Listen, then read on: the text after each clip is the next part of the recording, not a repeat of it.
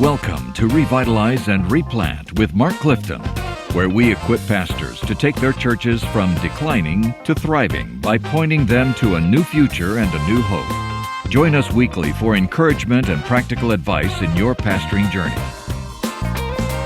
Welcome to Revitalize and Replant with Mark Clifton. That's me. Hey, that's you, and I'm Mark Hallock. I'm with you. Kyle Bierman is over here running the controls. Dan Hurst is not with us today. He's doing some other work, but we are grateful to be with you. Today, we're going to talk about something that is really important, really heavy, and for many of us, many of you, really hurtful. I've had 50 years, Mark, in ministry, and God has placed me in a place now where I encounter lots and lots of pastors on a weekly basis. And I was with one. We do this on Tuesday. I was with one on Sunday, who showed me something that we had in common. A thing we were looking at, and he said, "This one came from my son." And I said, "Oh." And he said, "And it reminds me to pray for him because he's living in a rebellious state right now." And he began to, I could tell, to tear up. Other pastor I talked to me one time, and he said, "I need you to really pray for my family. I have a son who's working on a great testimony." Meaning one day this will be a great testimony. Right. Yep. Brothers, I'll tell you, there's probably very little that can crush a pastor's heart more than a child who's rebellious, and a child who walks away from the faith, walks away from Christ, who've strayed. So we're going to put this in the show notes, this article, because it's important. Chuck Lawless wrote a wonderful recent article, 10 Reasons Kids of Preachers Stray Away. 10 reasons that preachers' kids strayed. In almost 30 years of teaching, Lawless says, I've talked to a lot of preachers' kids who struggled at some point in their Christian walk. He said, when I've asked them, why did they struggle so much? These were the answers these kids told me. So these guys are the answers that came right from preachers' kids who struggled and strayed away. Yeah. So we need to hear these. They're very important. Number one, they just weren't perfect. Yeah. And what that means is, unfortunately, you're always labeled as the preacher's kid. And there's a sense that everybody thinks the preacher's kid ought to be better than they are and ought to be better than anybody else. And you struggle with that. We're all fallen. We're all broken. We all have mistakes. And sometimes as preacher's kids, we feel like we should live up to a different standard. And that pressure becomes unbearable for some. You felt that as a pastor's kid. Yeah, you do. You feel it as a pastor's kid. Yep. There were certain things that other kids could easily do, but because I was a preacher's kid, I couldn't do that. It's hard to get into all the details of it now, but there were a lot of church functions that I didn't need to be at as a 8-year-old. It wasn't edifying to me. It wasn't meaningful to me. I'd already been at church 4 times that week anyway. But because I'm the preacher's kid, I got to go because it's expected of me. And then so the idea of perfection, everybody knows the truth, but some church folks expect preacher's kids just to be different, and we're just kids. And we have the same struggle other kids have. That's right. And we felt like we were held to a different and unfair standard. Yeah. Number two, their church told them the way they should live, but nobody personally helped them do so. Man, that's painful. He says the preacher's kids knew what others expected of them. Yeah, well, that's clear. That's what we just said. Yeah, but nobody, including their parents too often, actually invested in them as mentors and disciple makers. Yeah, I can absolutely attest to that. I had Sunday school teachers, and I had Royal Ambassador leaders. That was our boys group. And those were some wonderful, godly men who taught me the Bible and taught me some good life skills and mentored me in some good ways. They did. But in terms of really helping me disciple, I didn't get that. And by the time I got into, frankly, by the time I became a teenager, my youth ministry as a youth, all I did, it was like riding on a bus from one event to another. We had, from one pizza party to a skating party to an all-night lock-in. It was just one event to another. It wasn't discipleship. It wasn't discipleship. No, and it didn't really help me learn how to live the way I was supposed to live. And yet I was hearing all the time how I was supposed to live and being reminded that I wasn't living that way. I even got a discipleship notebook. We had Disciple Life notebooks that were given to us. They were 3-ring binders, and you were to do this work and fill out the pages. And man, it was great information that I was receiving, but it didn't really tell me how to live. And I'll never forget, I was a senior in high school, and in my senior year, I went and did an event, a youth event at another church, and I came across a man who was a baker. His name was Ron Ramgren. Some of you in Kansas City will remember Ron. And he ran Tiffany's Bakery at the Independence Center, the mall. And Ron was about 5 foot tall and 5 foot wide, and always wore the white baker's uniforms, you know. And I would go by, and he loved Jesus. He was joyful. He was a man probably at that time in his late 30s, early 40s, had a young family. And I would go by Tiffany's Bakery, and he'd be back there covered in dough from head to toe, just looked like the Pillsbury Doughboy. And he'd say, "Oh, John Mark, you're here. Come on back here while I work." So I'd go back into the kitchen. Probably shouldn't do that for health reasons these days. And he'd be rolling out dough, and he would just talk to me about how to live a godly life. Wow. He talked to me. I'm an 18-year-old kid. He talked to me about marriage. He talked to me about how to get along with your wife. He talked to me about how he battled sin. He talked to me. He discipled me. Yeah. I was really getting from him some real handles from a real live person on how I'm to live my life. So when someone says, "Have you ever been discipled?" I say, "Yes. Yes, it was Ron Ramgren." And it wasn't official or formal. We didn't meet at a certain place and a certain time. Sometimes I'd go to the bakery. Sometimes we'd meet at Dairy Queen. Sometimes we'd just hang out. But the man discipled me, and I was fortunate for that. And I think one of the reasons perhaps my life stayed on track was because the church and my parents had given me plenty of biblical knowledge, but then Ron came along and really helped me know how to web that into my life. If that makes any sense. He invested in you. He invested in me. He invested in you. Wow, that's so powerful, man. Here's number 3. They weren't sure how to handle their feelings when their parent seemed too busy for them. Man, to not speak up left them lonely, but to speak up made them feel selfish. So here's what I experienced in it, because I never rebelled and I didn't run away, but I did feel this from time to time. I would have problems at school. I'd maybe have problems with a relationship with a girlfriend. I'd have some problems with even some depression. But I didn't want to bother my mom and dad with it because they were dealing with so many other people's problems. Interesting. My dad was always counseling people, always dealing with issues, because he was a pastor of a church of about 300, and he was basically the only staff, him and a part-time youth. He was shepherding everybody. He was shepherding everybody. And I could tell it wore on him. And so I didn't want to bring him my problems. Yeah. He had plenty of other people's problems. So I can really relate to that attitude. And you, as a pastor, guys, you got to be so careful to make sure your children know you've got plenty of time for them. See, that's it. Plenty of time for Communicating that to them. Yeah. It's key. Number 4, they didn't tell anybody when their struggles started. Yes, because of what we said earlier, you're supposed to be perfect. Right. And rather than to admit and say, "Hey, man, I'm struggling with this sin right now. I'm struggling with this thing." You didn't want to acknowledge that. Well, if you don't acknowledge it when you struggle, when you start, and that when I began to connect with Ron Ramgren, I could tell him those things. There was a relationship, a discipleship relationship there that I knew he really cared about me. He wasn't going to judge me. He was going to help me. But I felt like if I shared these weaknesses and these struggles I was having with my youth leader or my parents or even some other kids in my youth group, they would look at me and go, you struggle with those things? Or I would think I wasn't living up to their standard. Or it would make your mom and dad look bad. So you just sin in private. Yes. And then what happens? It just gets worse. Yep. Yeah. Man, number 5, they weren't sure how to handle temptation when it overwhelmed them. I mean, it's similar to what you're talking about. Yeah, it really is. And what he says here, and I want to read this because this is really good. For many preachers' kids, the temptations became most powerful during their teenage years when they had independence. They had a car, they could drive away, they could go on a date, they could be by themselves. Yep. All right? For the first time, they're alone, or when they go to college. And all of a sudden, all the teachings they had in childhood didn't adequately prepare them for the sinfulness and wickedness of the world they're encountering. Right. that's a tough one. I know a lot of you listening to us, you do homeschooling, and I understand that, and I've got grandkids that are homeschooled, and actually I had two sons.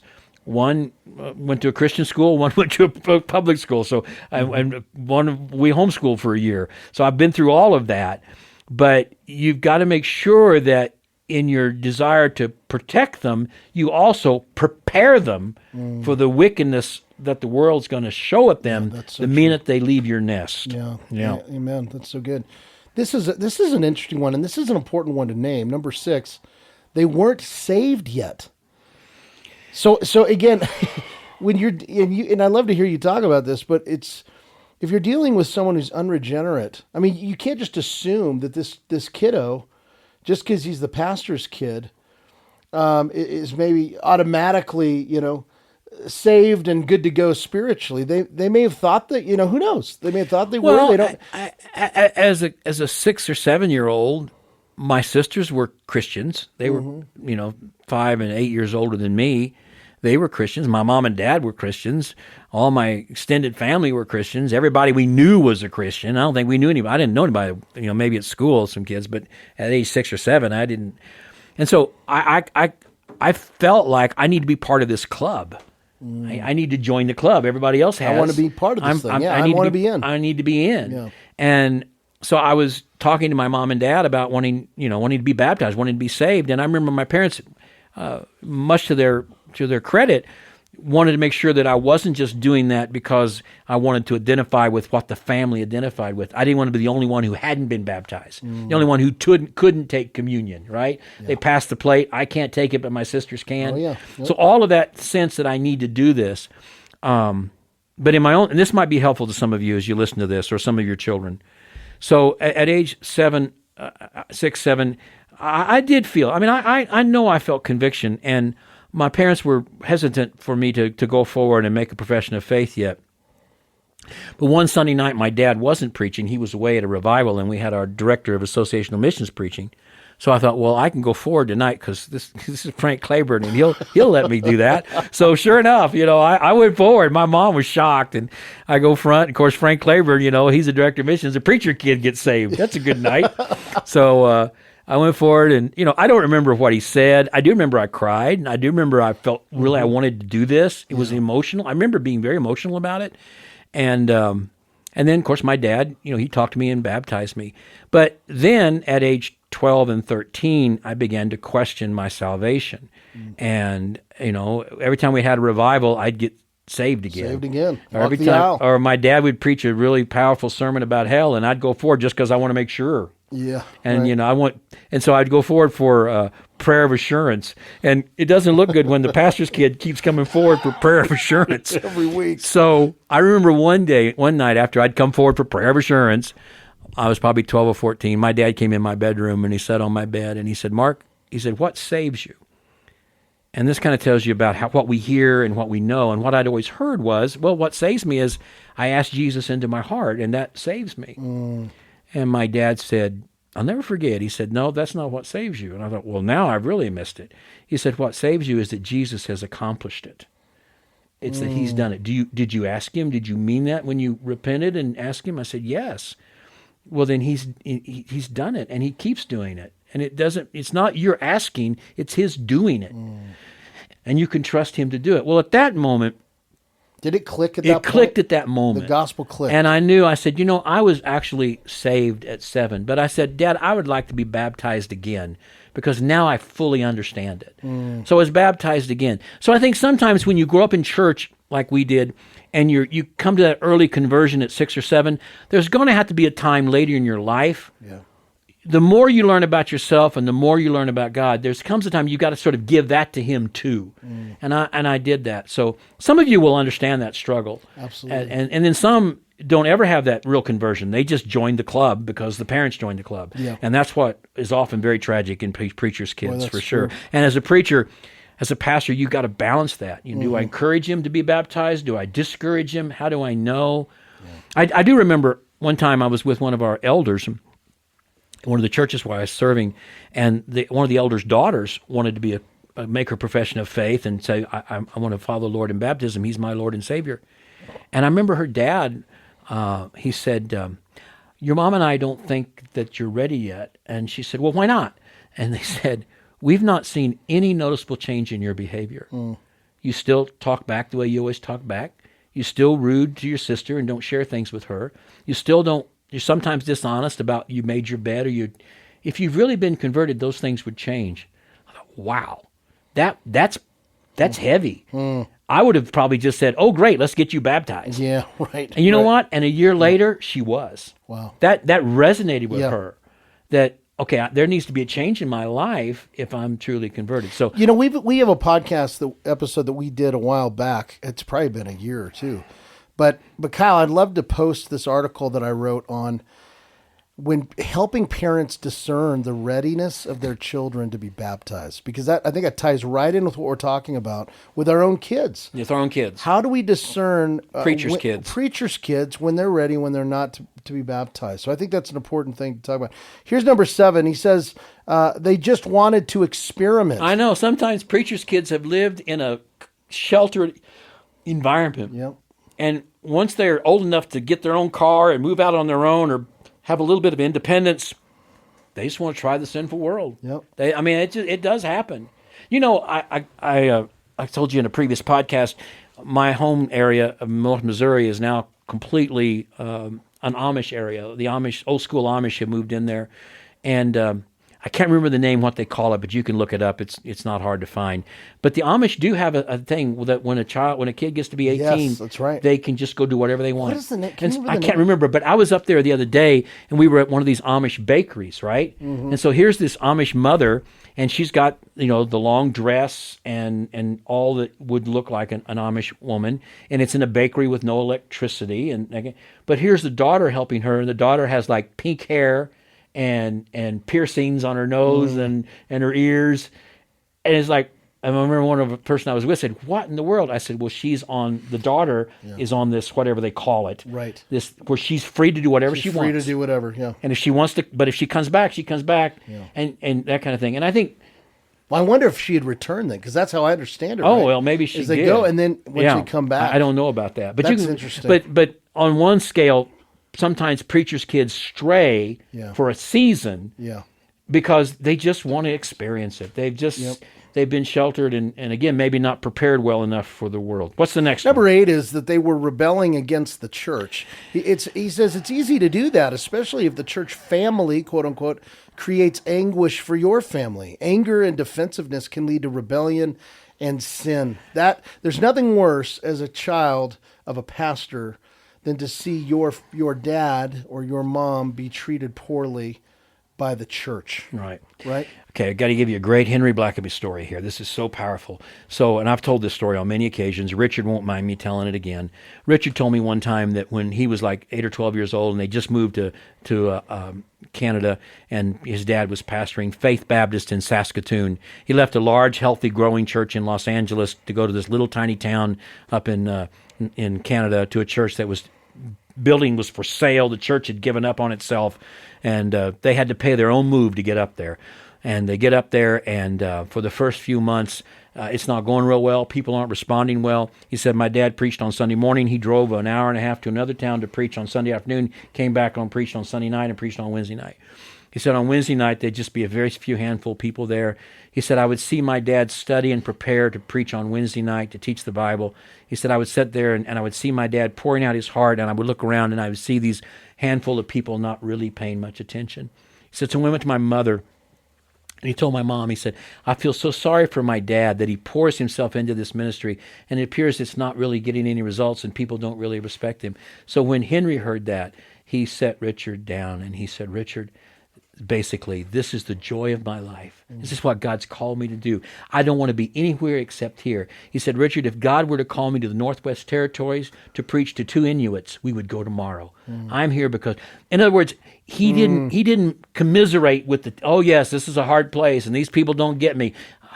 Again, how you communicate that to your children is so vitally important. That is so good, man. Next. Okay, we've got 2 more here. Number 9 is they saw too much of the underbelly, quote unquote, of the church. In other words, they saw so much imperfection and anger and defensiveness, just the gross side, honestly, of the church and hostility, that they saw the church as hypocritical. They see that and go, why do I want to be part of this? Yes, right? They see stuff. Here's just the truth. You know this. As a pastor's kid, you see things often, or you hear things that other kids in the church don't hear. And let's be honest, if you come home on Sunday for lunch and you as the pastor and the pastor, your wife, you just simply unload all the garbage that went on that day, your kids hear that. That's right. And you got to be real careful how you unload that in Absolutely. front of them. Look, you as the pastor, you're anointed to handle this kind of weight. And your spouse, your wife, she's called to be your wife. She's handled to anoint she's anointed in some way of the Lord to handle this task. But your children aren't. Yeah. You can't hear them. You can't let them hear you unload all the terrible underbelly on the church, because they're going to resent the church for that. Absolutely. And guys, that's really important to do. That's why we've said this before. If you got a hard phone call, man, it has to do with the church, go get out of the house. Go walk around the block and talk on your phone. Don't stay in the house where your kids can overhear some stuff that is not going to be helpful to them. And then finally, number 10, Clifton. Here's number 10. They followed the lead of their church friends. Yes. It says, to be frank, I've met few pastor kids who rebelled because of the influence of their non-believing friends. Mm-hmm. Much of their time, that influence was church friends, right? Who hid their sin. They knew how to play the game. They knew how to play church and make it, Yeah. And boy, and have I seen that so many times. They can walk in and look like everything's fine, but they are living a sinful life. That's exactly right. And the pastor's kids learn how to do that. Yep. It's not just the bad kids in school that they can learn from. It's even some in your church. That's exactly right. Let me give you a word of hope, though. I heard a pastor the other day when he's talking about the Good Samaritan. And he referenced the fact that the older brother never referred to his father by father. Anytime the older brother speaks to or about his father, he just says, I want, you gave him that portion. It's you. You gave him a party. You didn't give one to me. Anytime the younger brother refers to the father, he refers to him as my father. My father, give me my father. Or in my father's house, his servants are taken. I will go to my father. And there's an affection there. Yeah. Even though he's rebellious, and he is rebellious, and even though he's living in sin, there's still an affection. And at the bottom of the barrel, when he's at the worst of his moment, he says, even my father's servants do better than this, or they have more than this. There's you see in him something that the father invested in him years ago never left him. Mm. And when it came to the worst moment of his life, he remembered that warmth of his father. And I just want to encourage you, the story's not over yet. And if you have prodigal children, and many of you do, the warmth that you shared with them as young children, the Lord will use that in their life.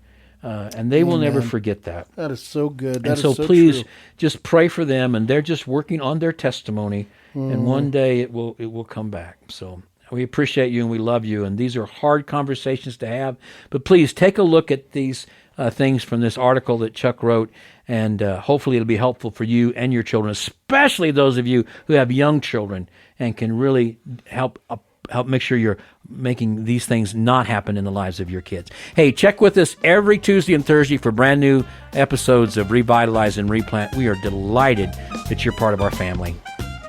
Thanks for joining us today on Revitalize and Replant. This podcast is brought to you by the North American Mission Board, where we help dying or struggling churches regain health for the glory of God and the good of their communities. If you found this conversation helpful, don't forget to subscribe to the podcast on your favorite platform. To learn more about becoming a replanting pastor or to explore resources about revitalization for your own church, visit churchreplanters.com.